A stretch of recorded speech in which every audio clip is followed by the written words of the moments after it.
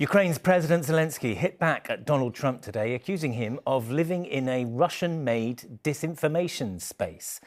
Last night, President Trump appeared to blame Ukraine for the Russian invasion. Zelenskyy spoke shortly before he was expected to meet with the US President's envoy, Keith Kellogg, who arrived in Kiev this morning. Well, our international editor, Emma Murphy, is here. Emma, after years of trying to isolate Russia, America's approach appears now to have completely changed. Yeah, total change. And if you think about it, the Biden administration were the great supporter of Ukraine. There was lots of aid given. There was lots of military support. There was a lot of strategic support. But that has completely changed with President Trump. Last night, he was doing a press briefing after those talks between the Russian and also the US Secretaries of State in Saudi Arabia. And this is what he had to say about how the war began. And I think I have the power to end this war. And I think it's going very well. But today I heard, oh, well, we weren't invited. Well, you've been there for 3 years. You should have ended it 3 years. You should have never started it. You could have made a deal. I could have made a deal for Ukraine.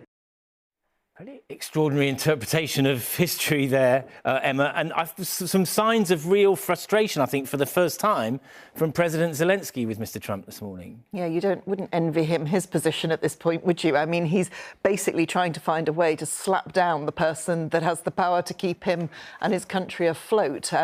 But without question, there was real concern in Kyiv about those comments, the factual accuracy of them and the strategic damage that could do and what it means for the future going forward. I mean, President Zelenskyy basically said that he believed that President Trump was a man he had great respect for, that the US was a country he had great respect for, but that President Trump was living in a bubble of disinformation, which was a polite way, I think, of saying was talking absolute rubbish and didn't want to hear any more of it. But it's all very well, President Zelenskyy saying that.